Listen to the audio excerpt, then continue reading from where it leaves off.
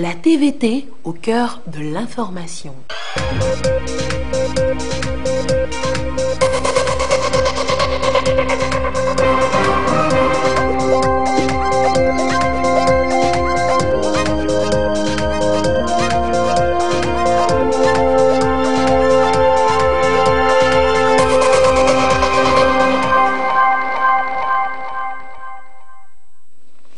Il est l'heure du journal sur la télévision togolaise. Madame, Monsieur, bonsoir. Et voici les titres de cette édition.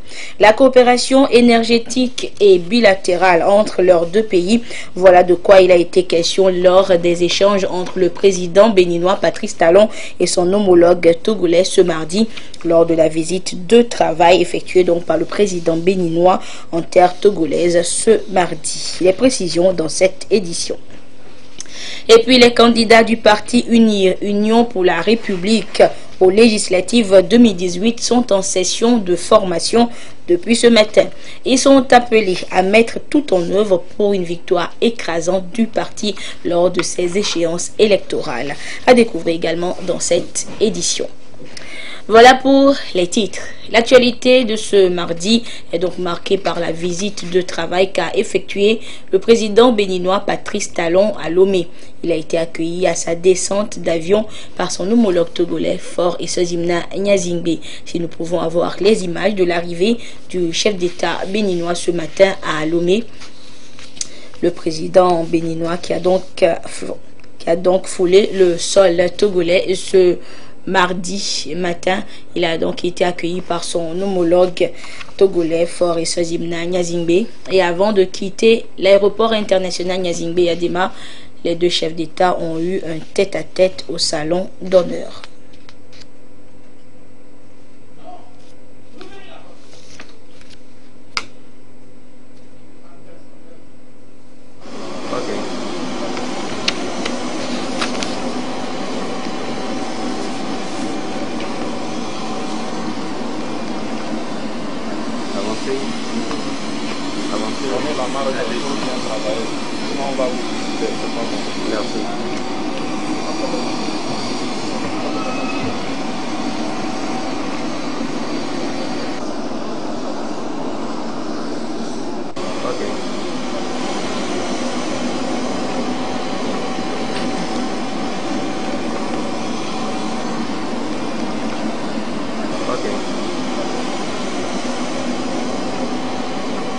C'était donc les images de l'arrivée du chef d'État béninois Patrice Talon ce mardi à Lomé. Et c'est à l'invitation du chef d'État togolais Faure Essozimna Nyazingbe que le président de la République béninoise a effectué cette visite de travail au Togo ce mardi. Au menu des discussions, l'examen de la situation de la communauté électrique du Bénin CEB et les relations bilatérales. Et à l'issue de ce mini-sommet entre les deux chefs d'État, un communiqué final sanctionnant les travaux a été lu par le ministre Ablibida Mondé Deroué des Mines et de l'Énergie du Togo. Nous l'écoutons. Communiqué final sanctionnant le sommet des chefs d'État. À l'invitation du président de la République togolaise, son Excellence M. Faure Essozimna Nyazingbe, le président de la République du Bénin, son Excellence M. Patrice Talon, a effectué une visite de travail à Lomé ce 27 novembre 2018. La séance de travail des deux chefs d'État a eu lieu au palais de la présidence de la République à Lomé. Elle a porté sur l'examen de la situation de la communauté électrique du Bénin et les relations bilatérales. Lors de la rencontre au sommet, l'évolution récente du secteur de l'énergie électrique au Togo et au Bénin a été présentée, notamment en ce qui concerne la sécurité de l'approvisionnement, l'autonomie énergétique pour accompagner les missions régaliennes des deux États et la consolidation d'un service public de l'électricité qui ouvre plus d'accès au plus grand nombre, tant pour les besoins sociaux qu'économiques. À l'issue de la séance à huis clos entre les deux chefs d'État et leurs ministres en charge des finances et de l'énergie, les orientations suivantes ont été données. S'agissant de la dette de la CEB à l'égard de ses fournisseurs d'énergie, TCN, VRA, GRICO et CIE, il sera procédé en accord avec ses créanciers, à la mise en place d'un plan d'appurement. Changement de l'objet social de la CEB à compter du 1er janvier 2019.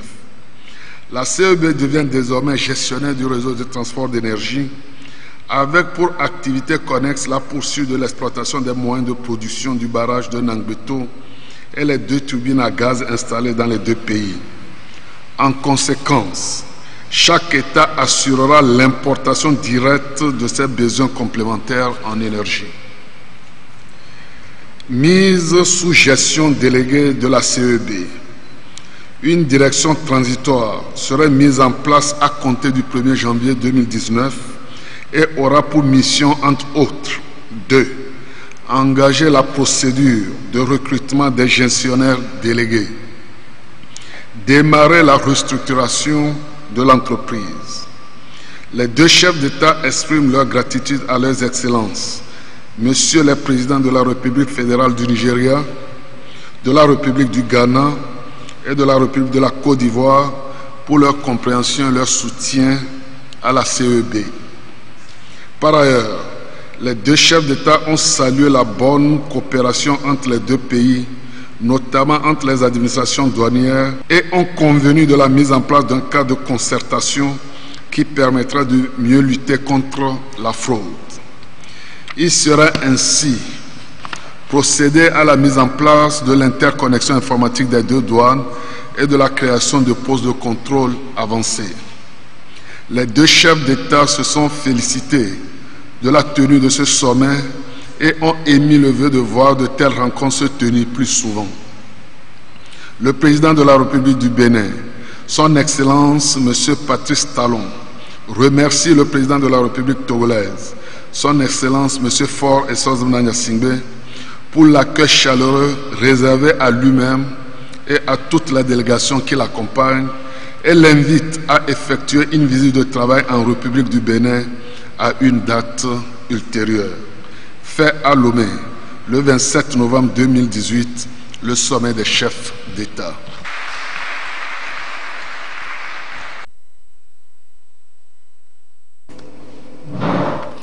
Et après ces travaux, donc, le chef d'État béninois a pris congé de son hôte togolais. Et comme à son arrivée, le président Patrice Talon a été salué à son départ par le chef de l'État Faure Essoz Nanyasingbe.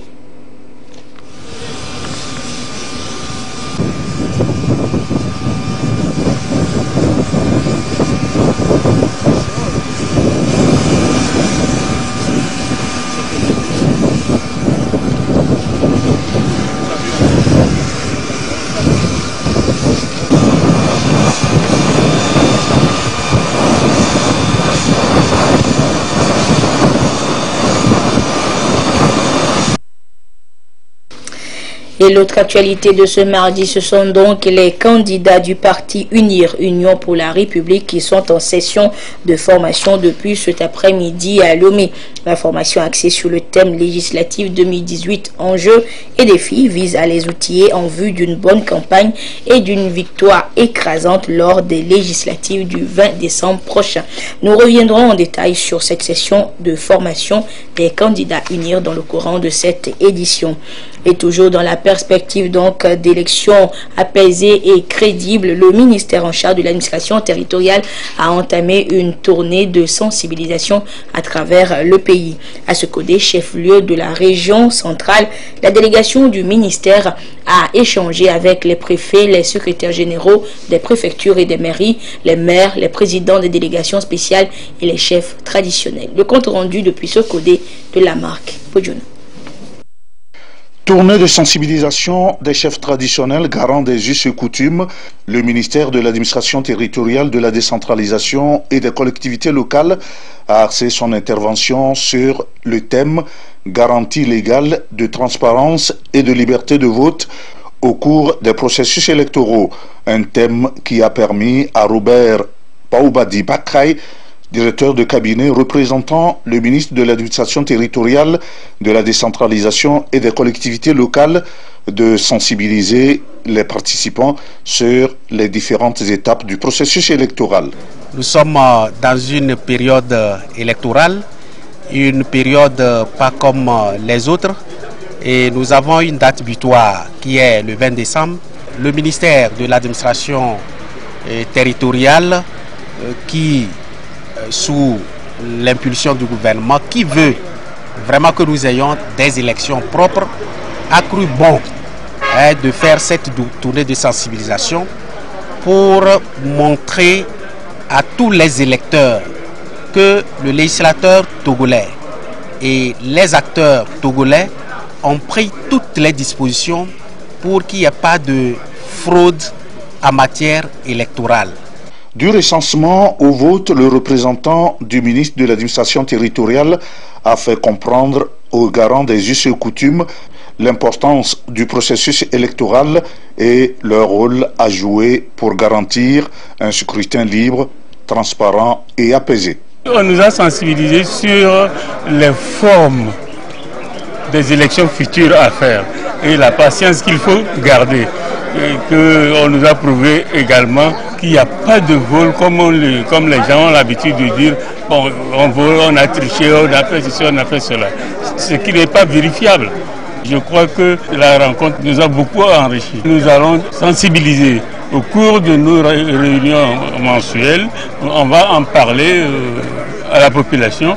Cette tournée vient à point nommé apporter un éclairage aux garants des us et coutumes dans la conquête de la paix pour que les élections législatives du 20 décembre se déroulent dans la tranquillité et la quiétude.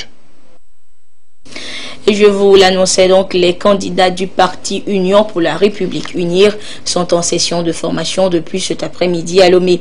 La formation axée sur le thème législatif 2018, enjeux et défis, vise à les outiller en vue d'une bonne campagne et d'une victoire écrasante du parti lors des législatives du 20 décembre prochain. Et l'ouverture de la formation a été présidée par le militant comme Lom Klassou, représentant personnel du président du parti, le chef de l'État Faure Gnassingbé. Le compte rendu avec Elom Kodjogan et Essoram Théouté. Législative 2018, enjeux et défis. La dimension de ce thème, objet de formation, en dit long sur les ambitions du parti UNIR. Gagner avec la manière ses adversaires politiques.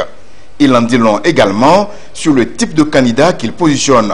Des candidats bien rodés, capables de tenir un bon argumentaire politique, capables de séduire l'électorat et faire adhérer les indécis à la cause du parti. C'est fort de tous ces défis que le choix de ces candidats a reposé sur des critères assez rigoureux. Si nous sommes ici aujourd'hui, c'est parce que, entre autres, le parti qui nous a désignés estime que vous lui êtes dévoué, que vous êtes dynamique, charismatique, humble et qu'il n'y a aucun doute sur votre probité et votre proximité avec la base. Ainsi, dans la suite logique de notre démarche, vous serez soumis à une formation qui vous permettra d'acquérir des outils essentiels tels que les techniques oratoires et l'art de convaincre. Vous pourrez vous approprier d'autres instruments et stratégies modernes de conquête de l'électorat. C'est donc en conséquence avisé que vous investirez l'arène politique pour y défendre les idéaux de notre parti et pour faire triompher sa cause par un ralliement massif des Togolais de tous bords, non seulement convaincus, mais aussi persuadés par votre discours et votre comportement exemplaire.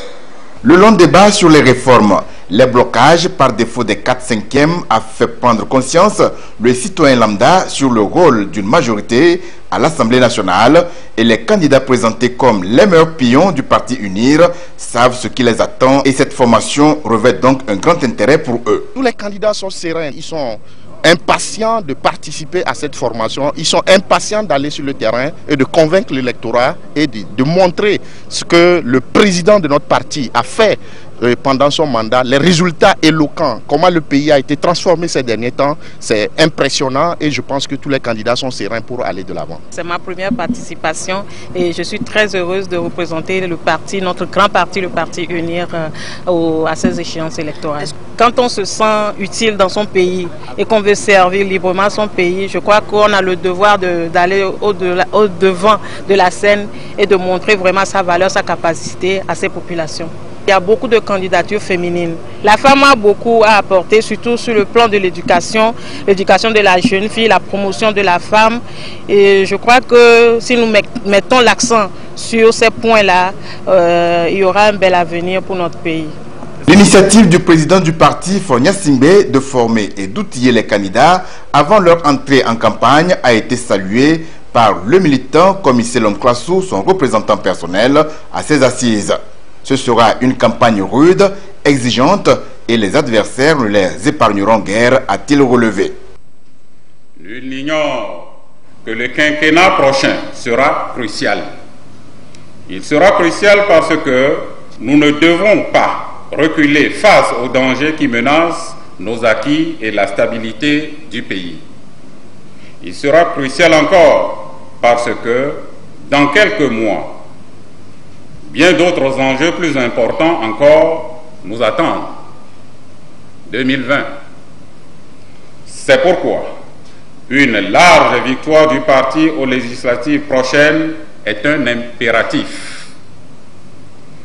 Je tiens à remercier tous les cadres du parti, notamment les membres du Bureau national et bien d'autres qui se sont impliqués dans tout le processus qui a abouti à la désignation de nos porte-flambeaux. Je tiens tout particulièrement à remercier le secrétaire exécutif et tous les vice-présidents du parti. Le thème du premier congrès statutaire de notre parti, intitulé « Unir nos énergies pour un développement harmonieux du pays », nous interpelle. Oui, nous devons toutes et tous faire bloc autour du président du parti afin de lui permettre de poursuivre la mise en œuvre de sa vision, une vision fondée sur l'ancrage des valeurs démocratiques, la promotion de l'état de droit, la croissance inclusive et le développement durable de notre pays. Tous ces objectifs s'arc-boutent, bien entendu, sur des composantes fondamentales que sont la paix, la sécurité et le vivre ensemble. Pour toutes ces raisons, mesdames et messieurs les candidates et candidats du parti, vous devez jouer à fond la carte de l'humilité, la carte de la proximité, de l'ouverture, d'écoute, du rassemblement, et j'en passe, afin de fédérer toutes les énergies susceptibles de faire gagner notre parti uni. Vous avez le soutien total du président de la République et président du grand parti Union pour la République. Ensemble, unis, nous sommes en marche pour 2020. 2018 est déjà gagné. Nous sommes en marche pour 2020. Bonne chance à toutes et à tous. Gagner les législatives de 2018 balise la voie à l'élection présidentielle de 2020. Le militant représentant le chef de l'État, président du parti, a exhorté l'ensemble des militants à faire bloc derrière le président Faure Gnassingbé. Ce séminaire est l'occasion idéale pour tous les candidats de se découvrir, de se connaître, de se mettre en ordre de bataille et de communier ensemble afin de se préparer pour mieux affronter les échéances électorales à venir. L'objectif, comme vous le savez, est d'assurer une victoire éclatante à notre parti. Le parti Unir est une grande famille dans laquelle chacun et chacune, tous individuellement, nous sommes animés par la volonté de servir le Togo et les Togolaises et Togolais. Unis, nous devons nous engager sans calcul et sans état d'âme à donner une majorité confortable à notre parti à l'issue des élections législatives du 20 décembre 2018. C'est une campagne rude qui va s'ouvrir en cette fin d'année. Une campagne durant laquelle nos adversaires ne nous épargneront guère. une campagne exigeante, une campagne de proximité et de porte à porte, afin de convaincre un par un tous nos concitoyens à travers tout le pays. Les mois qui viennent de s'écouler nous ont fait voir la capacité de résistance de nos militantes et militants à ne jamais fléchir devant les chantages de nos adversaires politiques. À ce sujet, permettez-moi de vous adresser les sincères remerciements du président du parti pour votre ténacité.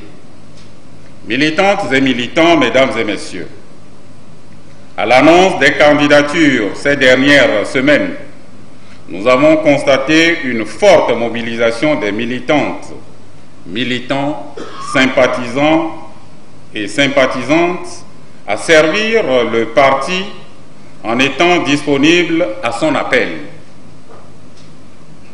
Ce fort engouement à la candidature est un indicateur non seulement de l'engagement des militants à la cause du parti, mais aussi constitue un signe patent de la profusion de ressources humaines de qualité dont dispose notre parti. Il est évident que nous devons faire de ces atouts un véritable levier d'action en vue de mieux capter l'électorat dans les 30 circonscriptions électorales du pays au profit de nos candidates et candidats. Le parti uni, faut-il le rappeler, est le parti de l'élite et de la masse. Dans une synergie d'action, chacun des candidats peut rêver sa place à l'hémicycle à l'issue de ces législatives. Les professionnels des médias des régions des plateaux central, Savane et Kara se sont retrouvés à l'appel du HCROUN. Le Haut Commissariat à la réconciliation et au renforcement de l'unité nationale a organisé à leur intention une première formation, ceci pour leur donner les outils pour mieux accompagner l'institution dans sa deuxième phase d'indemnisation des victimes. Depuis Kara, la correspondance de Nestor Mozo.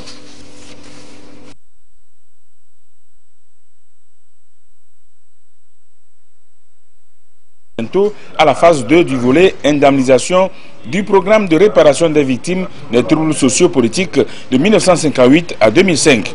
Le HCROUN entend encore composer avec les médias afin que cette phase connaisse un succès comme la première. Raison pour laquelle il a initié cette rencontre avec les journalistes issus des régions Savane, Kara, Centrale et Plateau pour partager avec eux certaines thématiques sur la justice transitionnelle.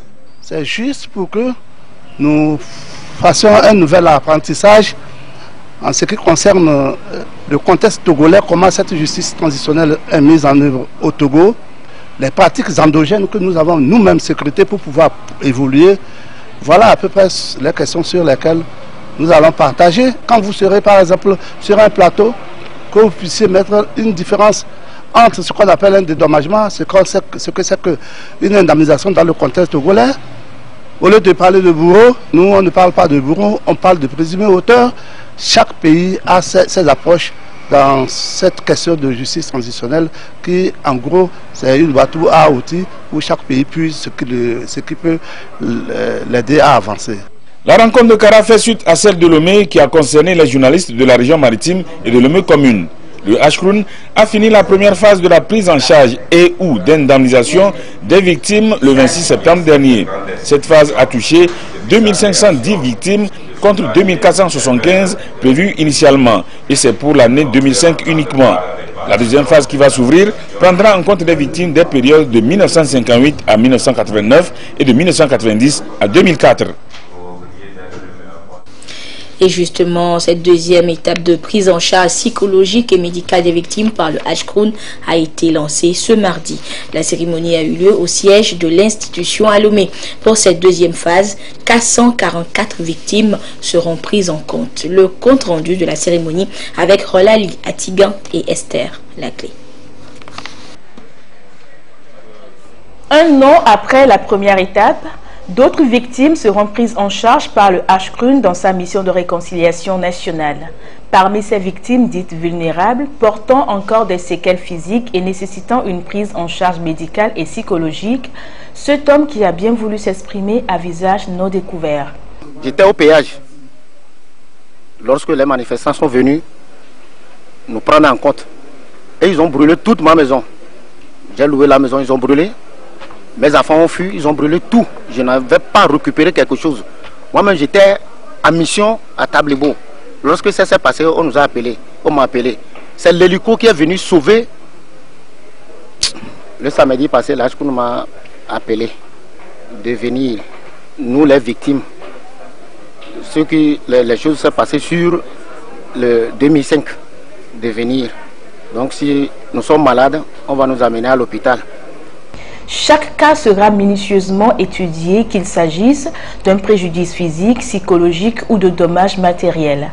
Selon la base de données de la CVJR, 444 victimes vulnérables sont concernées par cette seconde étape. Après la création du fonds d'indemnisation, la nomination d'un comité de gestion, une première allocation de 2 milliards a permis au Ashkroun d'indemniser plus de 2510 victimes dans le cadre de la première étape. Cette fois-ci, et dans le cadre d'une deuxième étape, une allocation substantielle de 5 milliards est inscrite au budget de l'année 2018, débloquée à ce jour à concurrence de 50%. La cérémonie de ce jour marque donc le début des opérations comptant pour cette deuxième étape. 444 victimes vulnérables, dont 123 pour la période de 58 à 1989, 268 pour la période de 90 à 2004 et le reste concerne toujours les victimes de 2005, celles-ci n'ayant pas pu être retrouvées au cours de la première étape.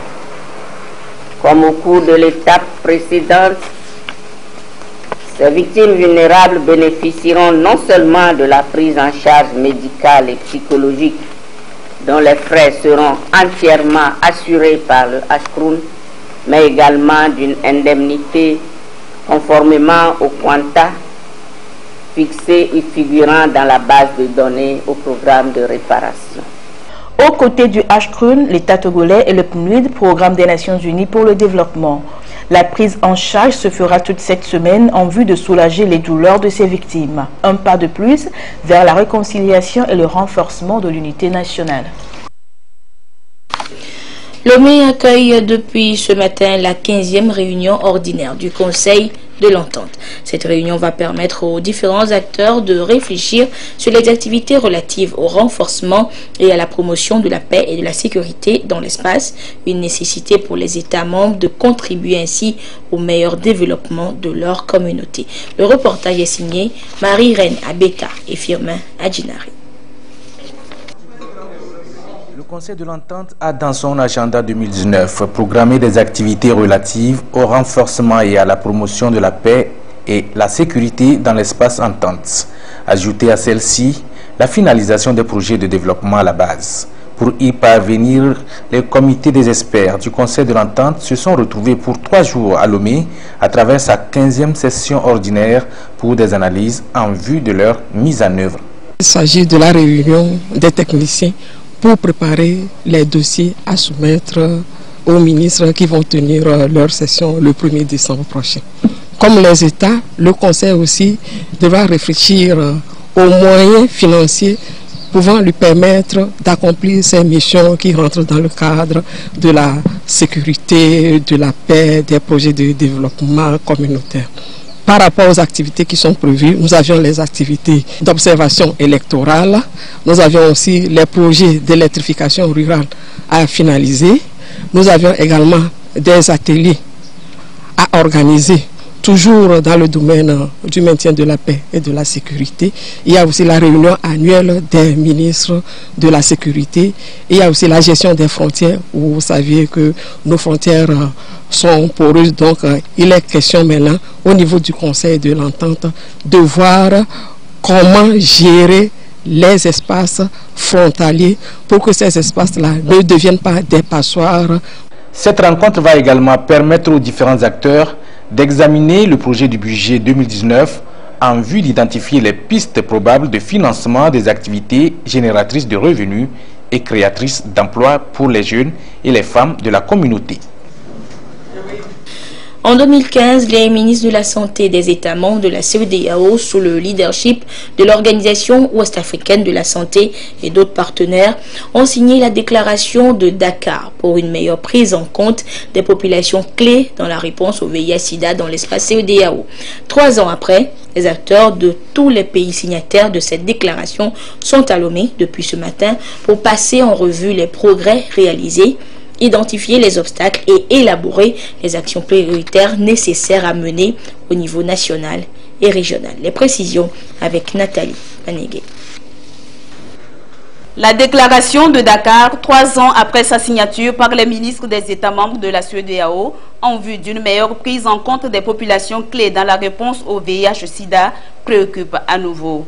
À Lomé, sur l'initiative de l'Organisation ouest-africaine de la santé OAS, tous les pays passent en revue les progrès réalisés dans la mise en œuvre de cette déclaration. On a eu des progrès plus ou moins mitigés de pays en pays et nous avons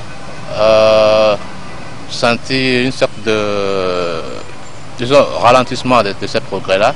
Et c'est pour ça que nous sommes dit qu'il faut qu'on fasse une sorte de revue de cette déclaration pour voir comment redynamiser le processus afin de pousser les pays à aller dans la bonne direction et aussi accélérer la lutte contre la maladie et atteindre les objectifs 90-90 que nous sommes fixés pour 2020.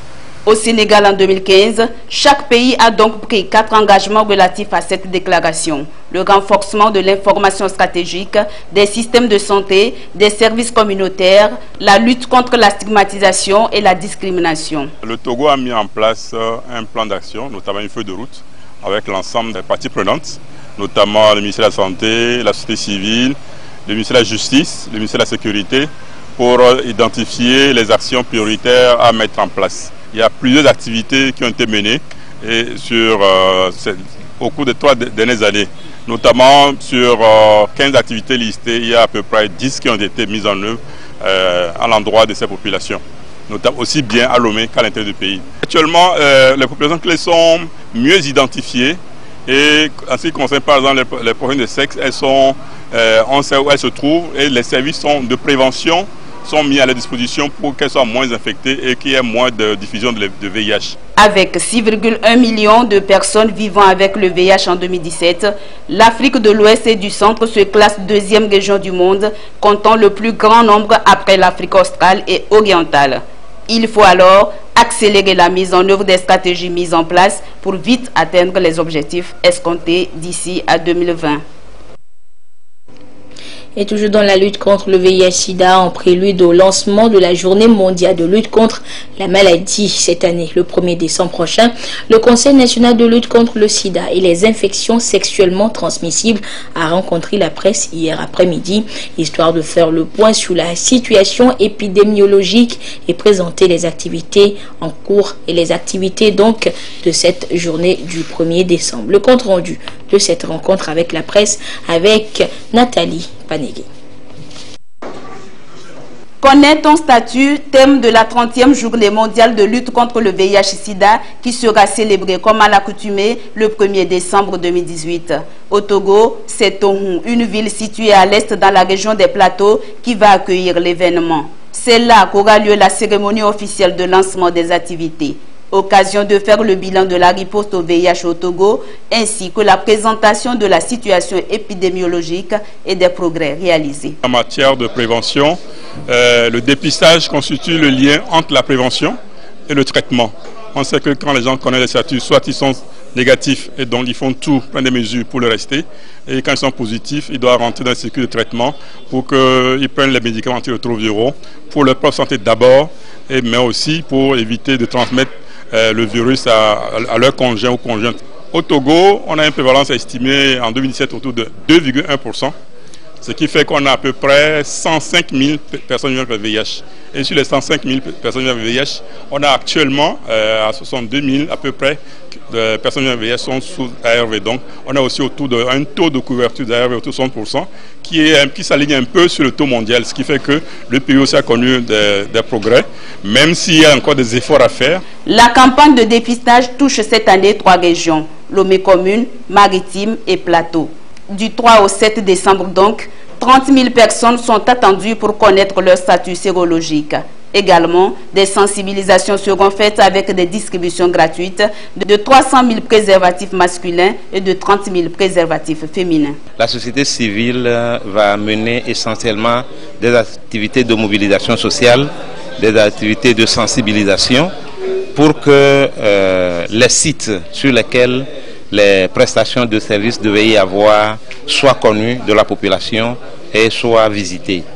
Parmi ces activités de mobilisation, ce sont des caravanes, ce sont des informations à donner aux gens porte à porte, ce sont aussi les distributions de préservatifs. Au même moment, 24% des Togolais, selon le Conseil national de lutte contre le sida, ne connaissent pas leur statut. C'est dire que le dépistage reste essentiel pour atteindre l'objectif 90-90-90 de l'ONU-SIDA. 27 ans après la déclaration de l'élimination des violences faites aux femmes et aux filles, le fléau persiste et se répand toujours.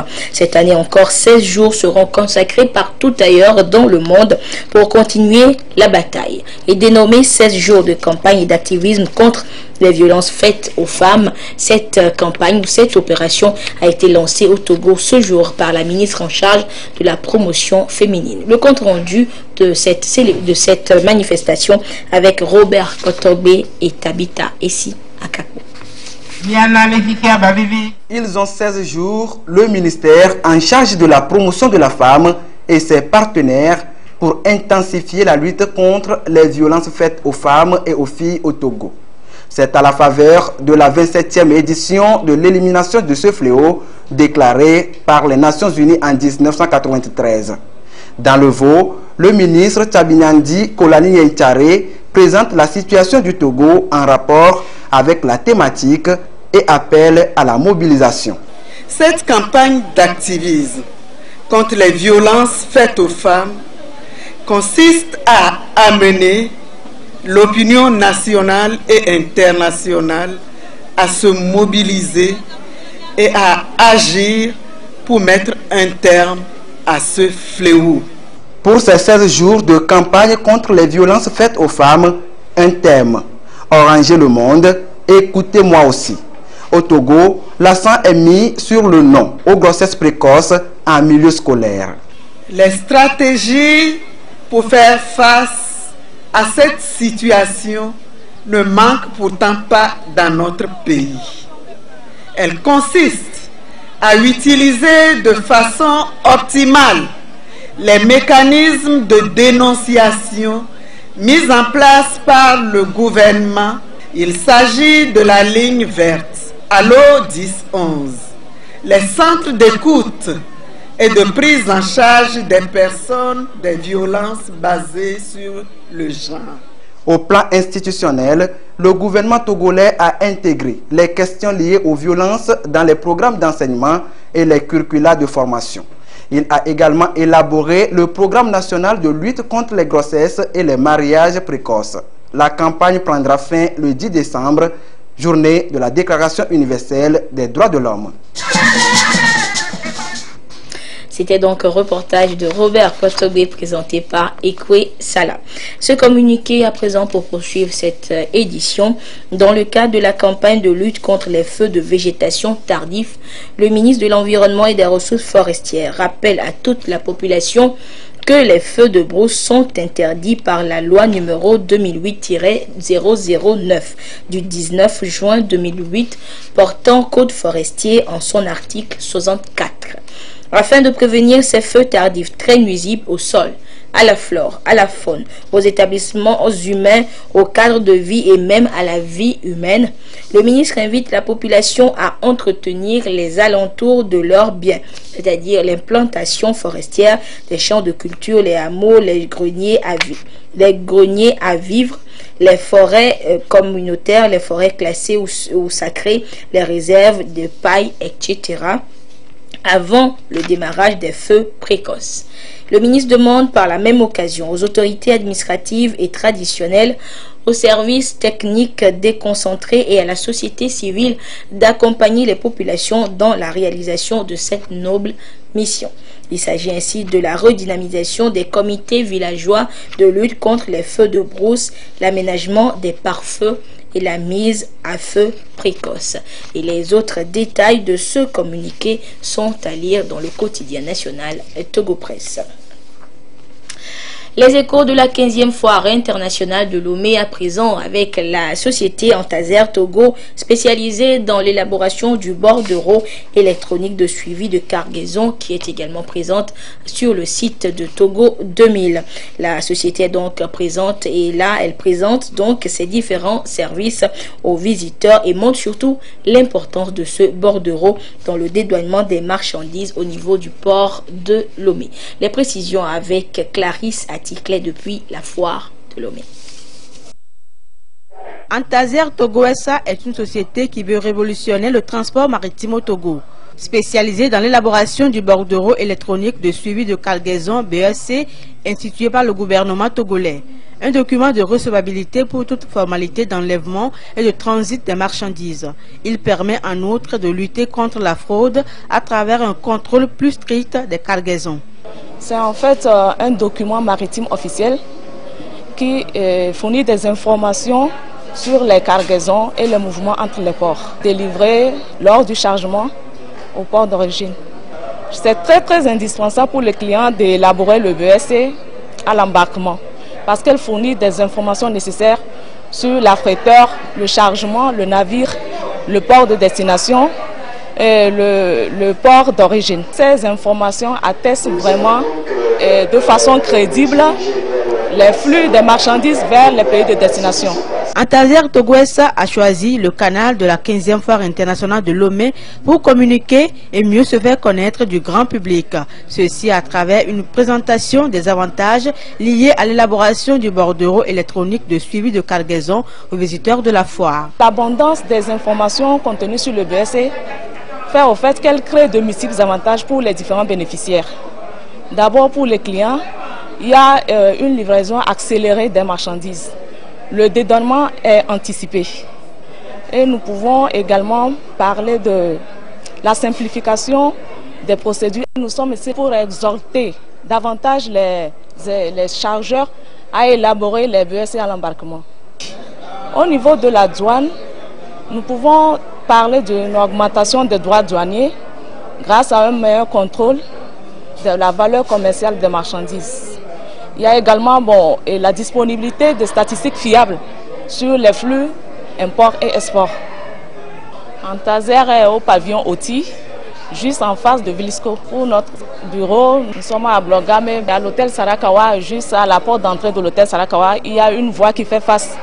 Donc vous prolongez cette voie et à quelques mètres, vous voyez l'immeuble sur lequel il y a l'enseigne d'Antaser Togo. La gestion du bordereau électronique de suivi de cargaison a été confiée à Antaser Togo SA par le gouvernement togolais. C'est pour davantage sécuriser les recettes de l'État issues du trafic maritime.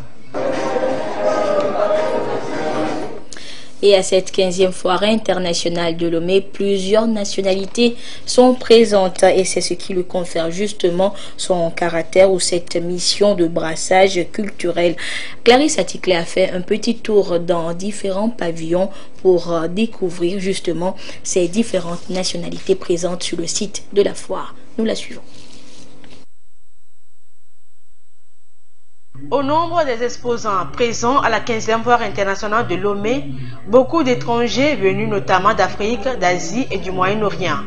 En dehors du pays invité d'honneur, le Burkina Faso, dont on dénombre 82 exposants, on note la présence de la Guinée avec ses pagnes artisanaux, du Bénin avec Fontaise et du Mali avec ses basins riches. La foire, ça nous intéresse beaucoup. Ça nous permet d'amener certains clients et en plus, ça nous fait savoir les choses nouvelles chaque année. Nous avons une coopérative à Ouaran et ces dames-là produisent le beurre de qualité et du savon avec les essences naturelles à base de beurre. Et nous les aidons en fait à la promotion. Donc c'est pour promouvoir les produits parce que la coopérative n'a qu'une année et demie d'existence et c'est dans l'objectif de promouvoir les produits et faire connaître les produits et également tester la qualité de nos produits que nous participons réellement à cette foire. L'art kenyan s'est également invité à cette foire avec des chaussures, habits et sacs traditionnels faits à la main pour hommes, femmes et enfants. Nous venons du Kenya et à travers cette foire, nous voulons montrer ce que nous avons comme nous aussi de notre côté comme effet. Travailler bien sûr à la main pour montrer aux Togolais, à ce public, pour que nous fassions ce brassage de notre culture, leur montrer comment nous aussi nous faisons toutes ces choses. À cette première participation, nous souhaiterons tout d'abord connaître à travers ces échanges aussi, connaître la culture togolaise et aussi apprendre d'autres choses venant bien sûr du Togo et aussi montrer à ce public togolais ce que nous savons faire et pour qu'ensemble nous fassions ce mélange de cultures. Le Moyen-Orient et l'Asie n'ont pas voulu se faire compter l'événement. Comme à chaque édition, ils sont motivés par la pénétration du marché togolais à travers la foire internationale de Lomé qui se veut un outil d'intégration et de brassage culturel. Et voilà, c'est sur ces merveilles à la foire internationale de Lomé que se referme cette édition. Merci de votre fidélité à la télévision togolaise. Excellente suite de nos programmes. Au revoir.